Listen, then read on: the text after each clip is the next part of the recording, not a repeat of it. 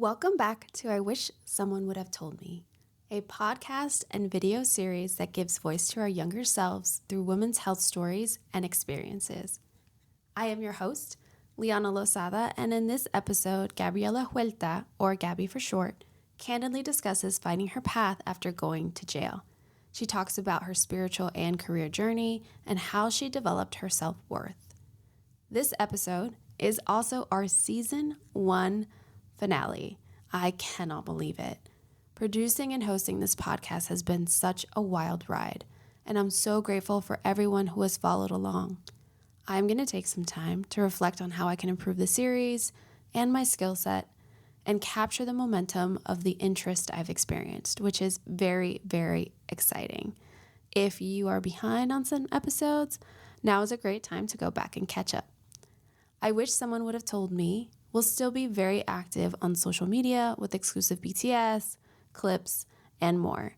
You can follow the podcast on social media at I Wish Someone Told Me Pod on Instagram, TikTok, and YouTube. And I would love your feedback. Please comment on the show episodes or social media posts. Which moments resonated with you? Did you like the set? I want to hear from you. Again, thank you for listening and for sharing these stories with the people that you love. And thank you so much to my guests for their continued vulnerability. And on that note, let's meet Gaby. Am I happy to be back? It's weird.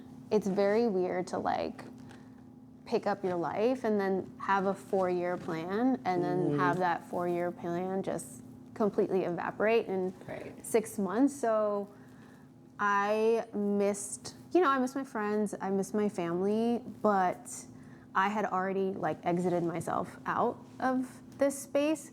So it was actually really heartbreaking to come back. So I feel like I didn't give it a chance. I still feel the need that I need to fly off and do something somewhere. You know what I mean? I still feel like there is more to explore. Yeah.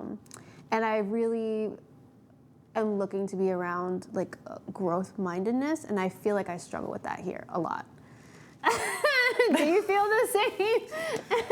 Yeah, I think that I think South Florida is which is so beautiful because having a niche of anything is really cool. It is cool that there is this Miami, South Florida, I don't know, mentality. And it can be fun. And it can be really fun. Yes. But I think it can be limiting at times too. I think that people tend to stick too close to the box, especially with women. You know, we live in a society now where there literally is a Miami girl, and you know what I mean. And it's, if you don't look that way, then you think that you don't look good enough or you're not good enough if you don't behave a particular way. And I think that's where I don't like that. And I think about my future. I don't have any kids, but my future kids, and I wouldn't want them to grow up thinking that there's a standard to beauty or there's a standard to how you have to behave to get attention. Right. And I think here you have to do that, or you don't realize it's subconscious. Exactly. In your brain that you're oh, I'm going out to dinner. It's a thing. Yes. So, and I think being away from that, you don't realize how ingrained it is until you step out of it and you're around people who are more relaxed and more at ease or whatever the case may be. So I'm figuring it out. You're figuring it out. I am. It takes time. Give yourself grace and time because you are here. And I always believe wherever our feet are is exactly where we're supposed to be. We just may not understand it yet. I'll take that. Did you grow up here? Yeah, I grew up in Pembroke Pines, Broward County. Me too. Yeah. So I'm a Florida girl through and through. I do love Florida. I think it's a really cool place to grow up. Yeah. And the culture is so nice. I'm Hispanic, so I enjoy that. I like that we dress up. We have fun. I like that we have good food. So I do love all of that. But, but I've lived here forever. Yeah. So you're Latino. Where's your family from? So my mom is Dominican and my dad's from Peru. Oh, wow. Yeah, different mix. Yeah. Ceviche and plátano all together. Yeah, and so you growing up in Pines, how was that for you? I mean, it's interesting because it's upper middle class, which I think that just sheltered me a bit.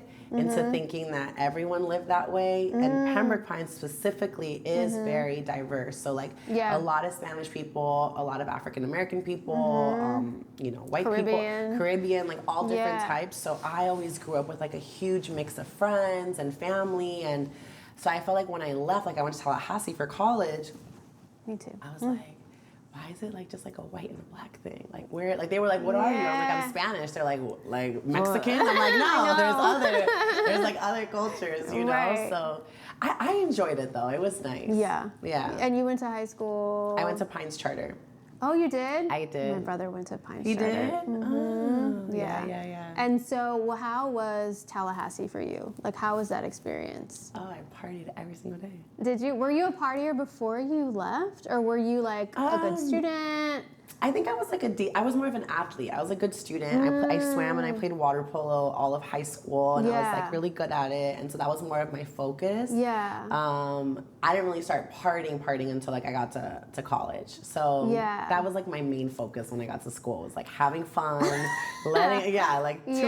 too much. You took it too far. Yeah. Do you think it was maybe because you didn't get a taste? Because I think also the assumption when you are, even though growing up in South Florida, you do get exposed to things, but like you're not just partying all the time. So did you have any proximity to like partying, or was it just, I'm going to focus on sports, I'm going to focus on school, and then you're away from home and you're like, what? I'm going to go crazy. Yeah. I think a little bit of that. Like it wasn't that my family was super strict or anything, but I don't really have anywhere to go. Like Pembroke Pines is not Miami. So I think we had like house parties and stuff like that, which were nice, but nothing like I experienced in Tallahassee or like here in Miami. Did you play sports in Tallahassee? I did. I played water polo at Florida State. That's crazy. I feel like if I would have stayed longer, I might have been your athletic trainer. Oh, really? Yeah. I originally went to Florida State for athletic training, and then things, and I'm just like, oh, I need to do something else. But it was I worked with the swim team. You did? Oh, how fun. I definitely didn't swim, but water polo was like my thing. That's awesome. I loved it. Yeah. And then after college, where did you go? After college, so I was working for Aldo Shoes, and that brought me back home. So I was the co-manager at the Aventura Mall, and then I had my own store on South Beach. And so I ran that store, the one on Collins. So you were commuting from Pembroke Pines to South Beach? So for like I was commuting from Pines to Aventura, and then I moved to like the Bay Area, like Edgewater. So I lived there when I was working on South Beach because it was too far. Right. And so were you using any part of your degree when you graduated? Well, I didn't graduate. Oh, so plot twist. I went to a different, what is it, Hard Knocks? School of Hard Knocks. Yeah. I went to that kind of school, Man. Yeah. So I didn't end up graduating. I studied retail merchandising and product development. Yeah. And then, I got into like retail, but that wasn't what I was like really planning to do. Yeah. So I kind of just stayed into like the work field for a little bit. So did you not graduate by choice, or was it just what happened? It was definitely by choice. I had to drop out because of like circumstances that were going on in my life. Things were just getting kind of out of hand, and I was not focused on school. And when things got really overwhelming, I had to take a step back and just try to figure out what was gonna happen, and then life figured it out for me. So it was no more school. So you end up in Miami. I end up in Miami. What's that like for you? So at this time, so you and I have talked about it in the past, but just to share here.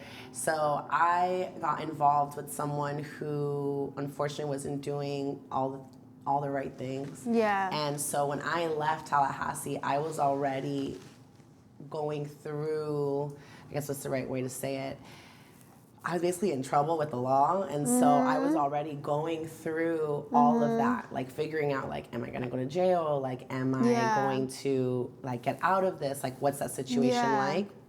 So when I came here, I wasn't really able to just like live my life freely because I still had this daunting, something was overshadowing. Something was still overshadowing, like I still wasn't sure what that reality was going to be like. Right. So for me, that was like the worst time of my life because it's like I was in that space of I don't want to believe it's real, so I wanted to be in denial. So I'm like, no, I'm not gonna go to jail. Like what? Like me, I'm from Pembroke Pines. Like, you know, I'm a good girl. Like, you know, I didn't do anything wrong, but.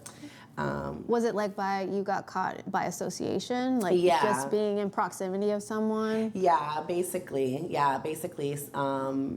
Yeah, pretty much. It was pretty much just like if you dip your, the guy said it was like if you dip your foot in like the water, it doesn't matter like how much you're in it. As long as your toe is like touching. As long as your toe, yeah, exactly, wow. yeah. Mm-hmm. And that's where, and that's how everything started for me. It was like my whole journey through that. Was that a tough reality check for you?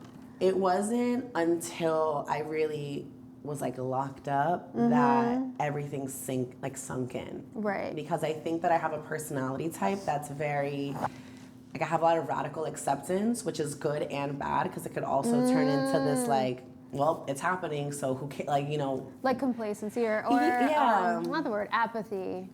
I think I just got to a place where I wasn't going to cry about it because I couldn't do anything. I couldn't really change it. Right. But then I also wasn't accepting it. You weren't processing it. I wasn't processing it, yeah. Because if I had processed it, I probably would have been like crying all the time. You know, because to realize this reality that was about to happen to me. Yeah. So I think that was, you know, it didn't sink in until I was in. And how long were you in for? So I was sentenced to 9 months, and I served 6 months, and then the last 3 were in a halfway house. Wow. Yeah, which that was honestly the worst part. Really? Yeah, for sure. What were the contrasts between the two spaces and experiences? I think the biggest contrast is being out, but like not being out. Yeah. Because you still have to. You're living in the space with all these people.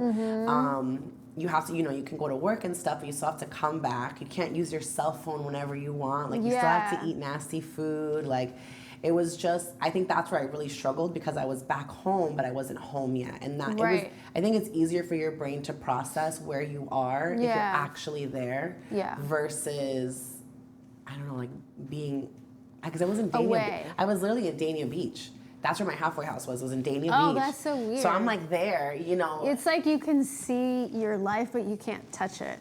That's the perfect way to put it. Yeah, you're just like, my family and friends are over there, and they're there, but I can't engage with them. Exactly. It's a different kind of torture. Yeah, exactly. Yeah. So I would say that was much, much harder for me, for sure.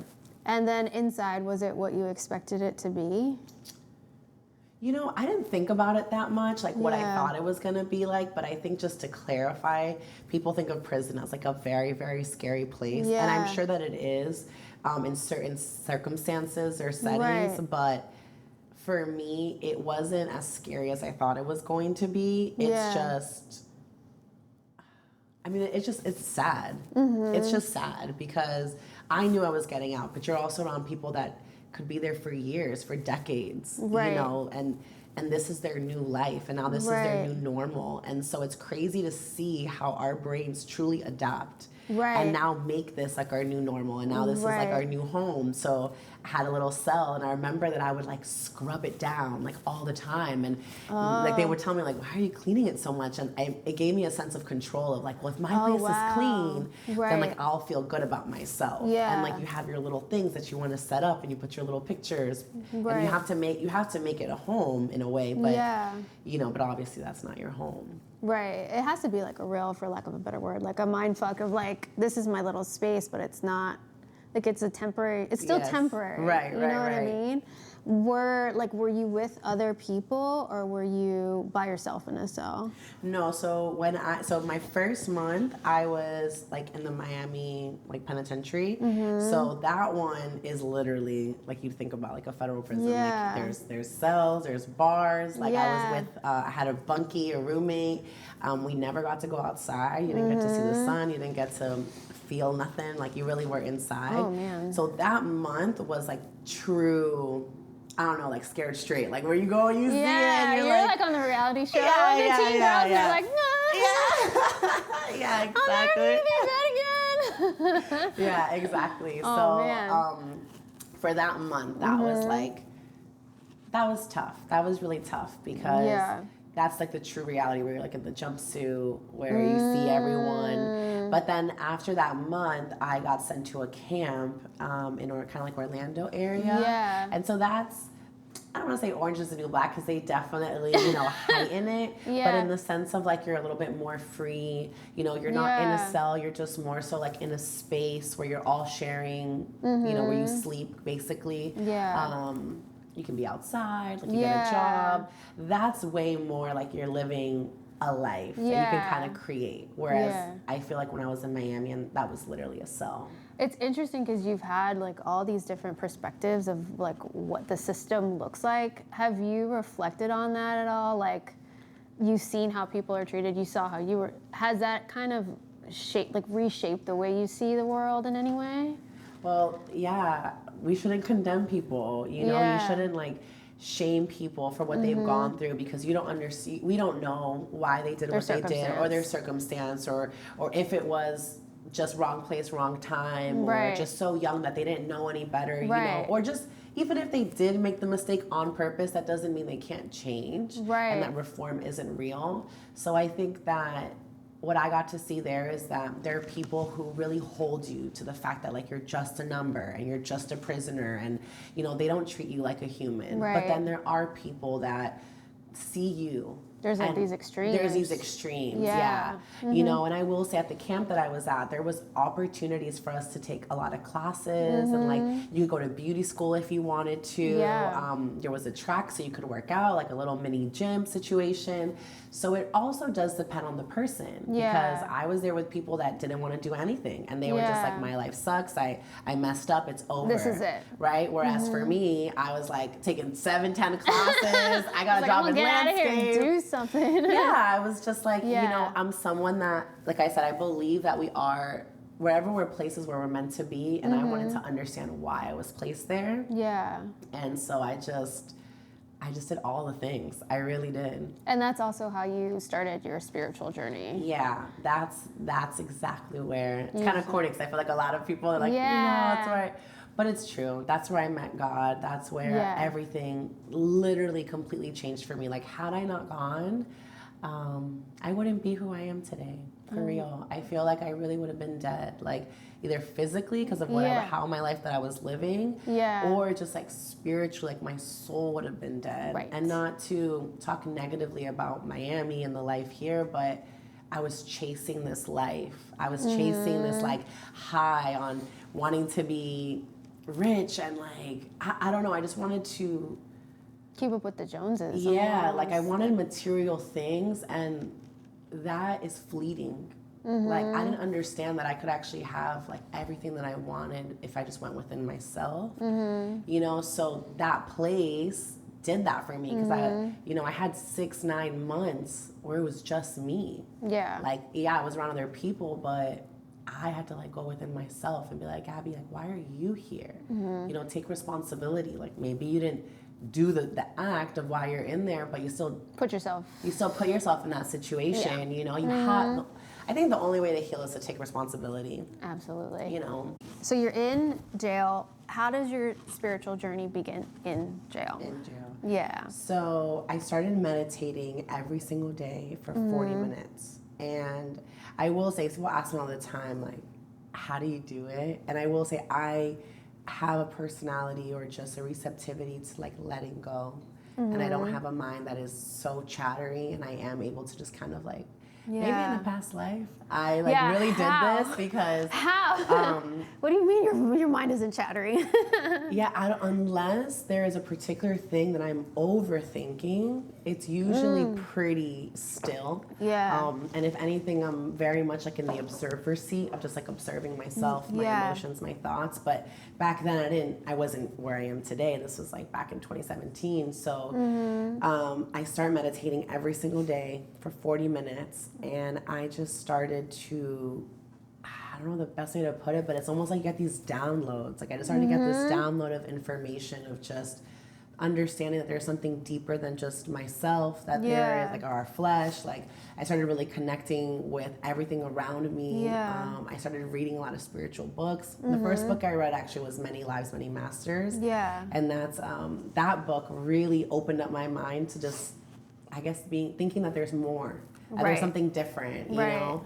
And that's what really started everything, was just, then I started getting really curious. And I was like, well, okay, so it's not just this. Like, what else is there? You know, Right. like if we're not just physical beings, like we're Right. spiritual beings, like what does that really mean? Yeah. And in jail, I would say that that's what I was doing. I was meditating, I was reading all the time, and I was connecting with nature a lot. Because that was what would give me my escape. I was working Right. in landscape, so I can. Oh, that was your my jail job? My jail job was landscape, so I can do the weed whacker. I know how to drive a cat. Yeah, I can do all those things. There's a garden like in your future. Perhaps.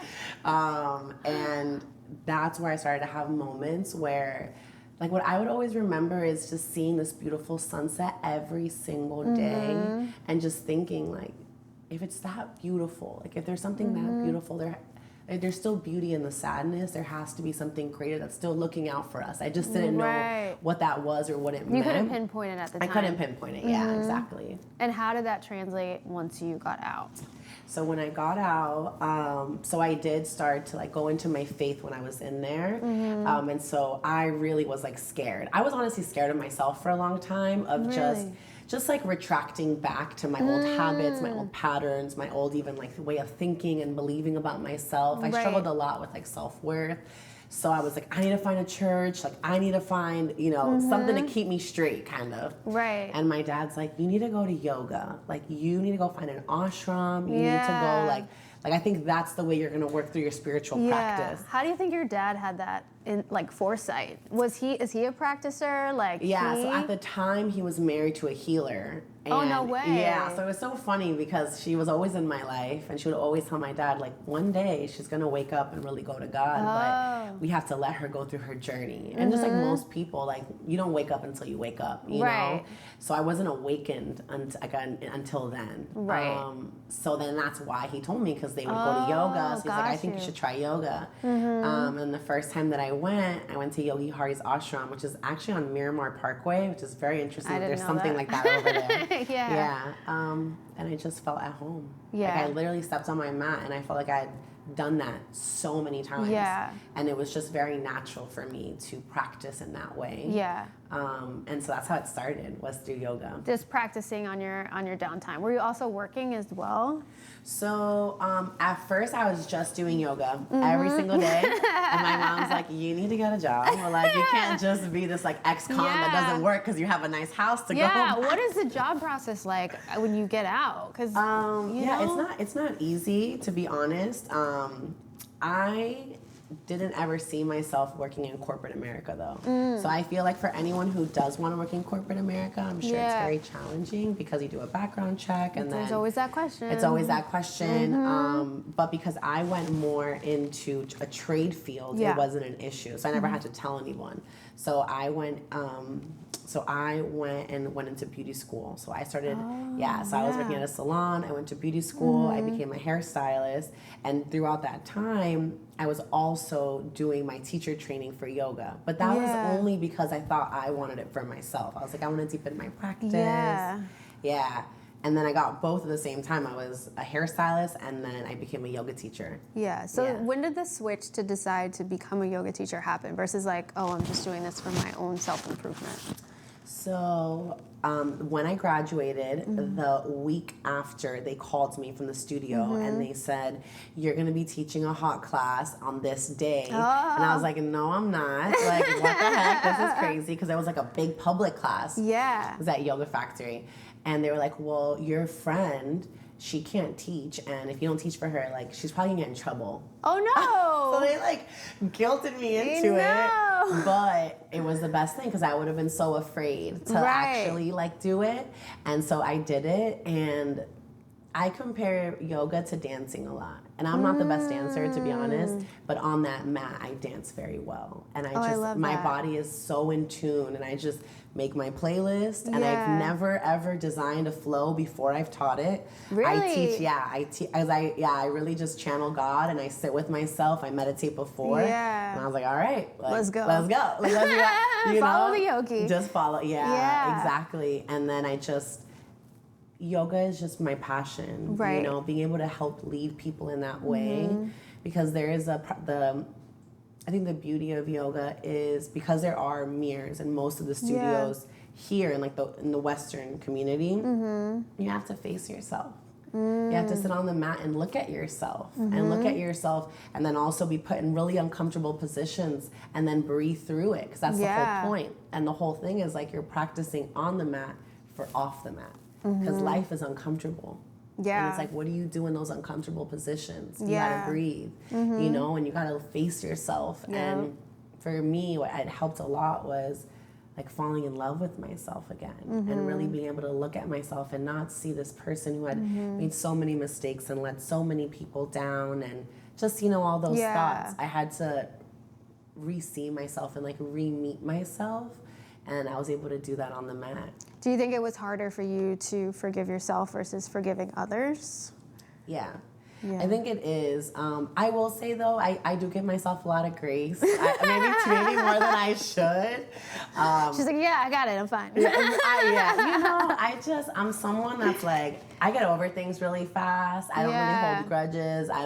So I think for me, where I struggled was not in the beginning, because in the beginning I was able to really recognize the gift that it was going to jail. Like that changed my whole life. Right. But more so after I was already like walking the path and doing better, when I would fall off of the path, that's where it was harder for me, because I would be like, you know better. Why are you making mistakes again? And they weren't as big as that one, but even just silly things, you know? Yeah. And I had to learn that. So there's this beautiful quote by Gaby Bernstein, and it always says that like she measures her spirituality, or like how close she is to God, by how quickly she comes back. So like you fall off, and then how quickly you come back. Because what happens a lot of times is you mess up, and then you don't want to go back to God because you feel so ashamed, and you feel like you messed up so much. But all he wants is for you to run back to him, because he never left. Like he's exactly where you left him. Right. So now that's my measurement, is like how quickly can I get back to him? And that's what's important for me. I think also sometimes you have that, like, if you have a narrative that says, you know, you're a mess up, and then you mess up, and you're like, well, what's up? This is it. Yeah, I'm like, well, it's self-fulfilling prophecy. Here we go. It's easy to just be like, this is my comfortable space to be this type of person, and I'm just going to stay here because this is who I am. I think that, like, you've shown that people can evolve and change over time if you want to. If you're willing. Yeah. If you're really willing to put the work in and to really look at yourself. Because you do have to take that responsibility. And I think that life is such a miracle and such a gift, but we still have to choose to want to be here and to want to, like, take that next step forward even when you don't want to. Yeah. You know, I think that's what's helped me, at least. Yeah. And you've moved away from teaching in studios, correct? So now you only do like, privates and retreats? I do, yeah. So I was teaching for a long time, and I really do miss it. So I am possibly looking for... Oh, really? That's why I was like, and a lot of the good studios are here in Miami, so I may find my way back here. Because I do miss like that community aspect. Yeah. But to be honest, I went through a really tough breakup, and the next month I stopped teaching at the studio. Like me and the partner, the owner, we weren't seeing eye to eye, so I left. And I needed that time to go back to myself. So I think that I wasn't in the right space to even really guide so many people. Yeah. So in that one-on-one setting, it worked out a little bit better because, I don't know, the people that I was meeting, they also were hurting. And they were also going through tough times, and now we could sit and talk and meditate and do it in privacy, in a private setting. Yeah. Do you feel like people were more open because of that? Oh, 1,000%. Yeah, it's so funny because I work a lot with men too, with professional athletes. Oh, yes. Yeah, so I work with NFL players, and you'll see that they have emotions too. Everyone has emotions, you know, and the fact that we're together and we're sitting and they're in these uncomfortable positions, next thing you know, we start talking, and then they bring up their childhood. They're like, yeah, you know, this happened to me, or whatever, or just even like being famous or being so young with so much money. Like, how do you deal with that? Or taking care of their whole family. That's a huge thing too, you know? So I think that the privacy, like I wouldn't want to ever give that up. Yeah. Because I've really gotten to, I think, meet a lot of souls and connect with them, and that's my favorite part. It's like meeting souls, you know, and going deeper. Like when you actually go beyond the, hey, we're here for a class and we're here to like work out. Exactly. There's a lot more to it. Yeah, 1,000%. And I will say my classes even though they are physical, everyone will tell you like it's not a workout. You know, I was super big. I bodybuild, like I train, I lift weights. Oh yeah, I want to talk about that. So I lift weights, and I would always tell my students, I'm like, this is not your workout. This is your work in. Like this is the inner work. Like you still got to go to the gym. Like Like this is really for you to. Because people, how they practice tells you so much about themselves. Like if they get frustrated really quickly, if they like give up on a pose really quickly, if they can't look at themselves in the mirror, if they just can't breathe. Like it just tells you a lot about what's going on within themselves. So if they're able to recognize that within themselves, they can actually have a lot of healing. What's the most common thing that you like encounter when you're practicing with people in private? Just that they're so anxious. Yeah, they just Everyone don't know. is just so anxious, and they just like we're not given enough opportunities to just sit and be, and we're actually taught that if you do sit for too long, you're wasting time. And that's the thing, but it's not, because I really believe that that's when God intercedes, and He can actually heal you or create a miracle for you or reveal something to you. But if we're always going, like how can we really hear like the little whispers of the universe, you know? And it's also what your body needs. Oh my gosh, oh my gosh. Seriously. I had a client yesterday, and I hadn't seen him in a while, and we did meditation. And I was like trying to wake him up. I'm like, okay. And he's like, no, I didn't want to wake up. And then he finally got up and he's like, Gabby, I need this. Like, and he does really well. He has a huge business, whatever. And he's like, I never sit with myself and just breathe. Yeah. And it's so sad because, to be honest, we come into this world alone and we leave go alone. So you gotta be okay. Productivity is not gonna get you. It's gonna buy you time on the ladder. No. So. Yeah. But yeah, are you still bodybuilding? Are you still so doing not that? for like any shows or anything like that. I think that was just. I like to try different things. I'm kind of an extremist. I'm like 0 or 100. So not anymore for shows, but I still train. I still love, because I really do see it a part of your spiritual practice. Like when you start lifting weights, and for example, like you're doing your leg day and you're doing a leg extension, and there are moments that you really think like your leg is gonna pop or like something's gonna break or it hurts. Yeah.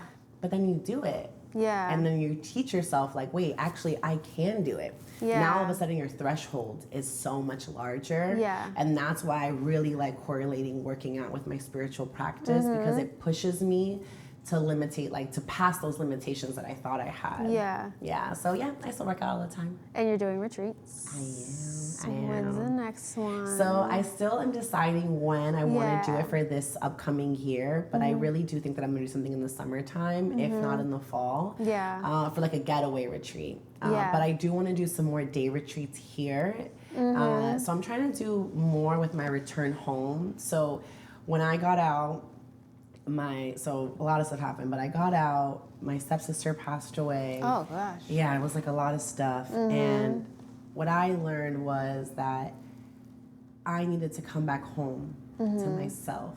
And I think a lot of us get lost trying to find home in other people, in places, in things, in our career, in our partners. But home is inside. It's really within the depth of your soul. And I really believe that only God can illuminate that truth for you. Yeah. So now I'm hosting like day retreats to kind of do that. Which you kind of went to one of them. I got to do that. I went in Austin. How funny. That's where we saw each other. I know. That is crazy. Because that was so random. I had never been there. Yeah. And I hadn't seen you since I was going to perform. Yes. Which was like forever ago.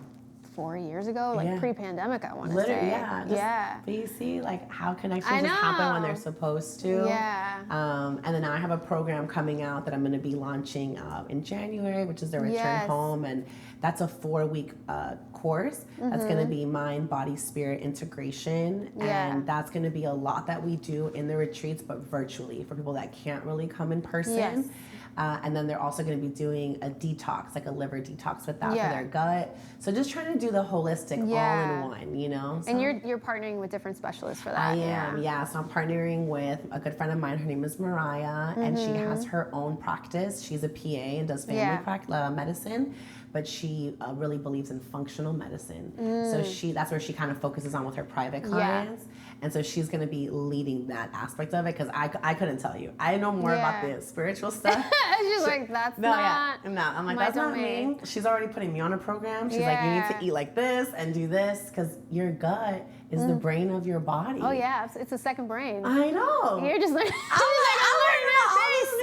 like, oh my God. She's like, yeah, did anything she told you surprise you? Like in terms of like, you know, there's a lot, but not that I necessarily can speak on too much that I have like, you know, that I like confidently know. I'm still learning a lot, but I will say that our body has a lot of intelligence that we don't pay attention to. Like when our body reacts to something, to certain foods, to just like an energetic thing, pay attention to it. Because which you have to stop in order to pay attention to it, or you're just going to be completely immune to it. Really. And I think that's where like the awareness to become the observer comes into play. Because like right now, we're here right now, but I'm still watching like Gabriela B, and I'm watching her with Liana right now, and how she interacts and how she's even feeling in this moment. And it's like, and it's so nice because I'm even having little moments of like, wow, like this is nice that you're enjoying this. And you're not, you know, afraid to share your story. Because for a while I was, Were you worried about judgment or self-shame? Yeah, I was like, these people are gonna think I'm like, people, so it's funny, my cousins, they were joking, they're like, because about the election, like it is challenging to vote, you know, when you have this and you have to do a lot of stuff, and I won't go into all of that, but they were like, yeah, you know, when you're a felon, and I'm like, I have a felony, I don't identify as a felon, and it's like silly things like that, but it makes a difference because next thing you know, you like have this stigma on you or you think that you're, and no, it's just something happened in my life. It's just a stamp that people were like, it has no meaning. It's just, they put you in a box, and that's just. For real. Now it's like my shock value. Like it's my favorite thing to shock people with because they never. Oh, when you're playing a game, like who's the felon in the room? Oh yeah, literally. It's like, I'm pepper No, they would never. I mean, especially like I speak at my church. I just spoke on Sunday, and I'll always bring it up, and people still to this day are like, I can't believe it. I'm like, no, like I wasn't always this person.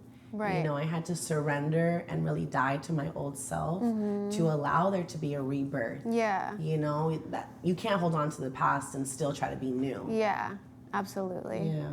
And the name of the podcast is I Wish Someone Would Have Told Me. So what is something that you wish someone would have told you back when you were going through all these things that you were going through? Or maybe even in childhood? Oh my gosh. So I do really believe that everything I went through was so necessary for me to get here. But I wish that someone would have really expressed to me how much God loves me and how real God is. Like there really is a living God that is walking amongst us every single day. Yeah. And it's only when we can accept him in our hearts that we get to really experience him and the abundance that's available for us. So I wish that someone would have kind of sat me down and been like, you're not living to your most God-like self because we all have that within us, you know? But who knows if I would have listened, so. Probably not. You know, and then maybe the easier one was just, it's all gonna be all right. Yeah. It's really all gonna be good. Yeah. And my favorite thing that in the scriptures it says is like, it's really not done until it's good. And that's really real. Like if you're in a season where you don't understand and you feel so lost and you're just like, I've been left alone, like no one cares. I promise that season's not done. Yeah. Because it's not good yet. Yeah. And God always makes everything good because now my story, I get to share it. And it was like a bad thing. Right. But now it's the best thing that ever happened to me. Right. Exactly. So, yeah. And then what would you hope that your older self is telling you now? Oh, that she's proud of me. I hope she's proud of me. You know, I've actually been doing a lot of meditations of like inner child work. And I've had to tell her that it's okay to let go because she likes to self-sabotage me, not on purpose, but just because she's trying to protect me. Right. And of certain behaviors and things like that. So I hope that she's let go and that she can watch me and really see that we became or we're becoming who God really wanted us to become and made us to be. And I just hope she's proud of me. I'm proud of you. Oh, thank you. Before we go, I'm going to break the rules a little bit because I have something for her. Uh-huh. I'm going to be right back. Don't cut the camera. She's so cute. I need to take my mic. Don't forget the mic. You're so cute. Hold on. I just remembered this. Aw, she's so cute. She was telling me about the tear up. If I can just... I was like, I don't want to cry. My makeup looks cute. Hold on. Hold on. Here we go. Boop, boop, boop. Camera magic. I know you haven't seen this in the flesh. Huh? I will. I'll show you. Uh-huh. I think it's kind of funny that I didn't plan it. Is this for me to have? That's for you. I was just talking about this today. Because my friends are like, where are you going? And I'm like, my friend, she interviewed me like, on a magazine. She's like, you're in a magazine? I'm like, yeah. Yes. Show the people. Show the people. Yes. Yeah. So I interviewed her. God, when was it? Was this after Austin or was this right after right Austin? After? Yes, because I interviewed you from Austin. I was like, I need to talk to this girl. I was like, I like this girl. Oh, wow. So I interviewed her for a magazine piece on wellness, and she was one of the featured people. I can't believe this. I know, isn't it my crazy? God, my heart. Yay! You are so sweet. Of course. I really appreciate you. Of course. I'm so grateful that you're creating a platform for other women or people to just speak their truth and what they've been through because life really isn't easy. It's hard. It really is hard. Yeah. And the reality is we all suffer. Yeah. We all suffer, but I really think that together we can suffer well. And we can, be in community. And that's why I want to uplift people. And I feel like that's what you're doing is just uplifting. So I'm just really grateful and I appreciate you for real. Thank you. Oh, thank you for coming. You're so welcome. Oh, yeah, we did it. We did it. Woo-hoo. That's a wrap on Gaby. Oh, you guys want to follow me? Oh my God, yes. Okay. Tell them your things, all the things. That one. Follow me at Align with Gaby on Yes. Instagram. That's my socials. That's where you can catch me on everything. I post all of my stuff. I have retreats coming up. I have programs coming out. And if you're looking for yoga for your business or for yourself, I'm available. So much love. Thank you. Gaby, everybody. Thank you. All right, it's a wrap.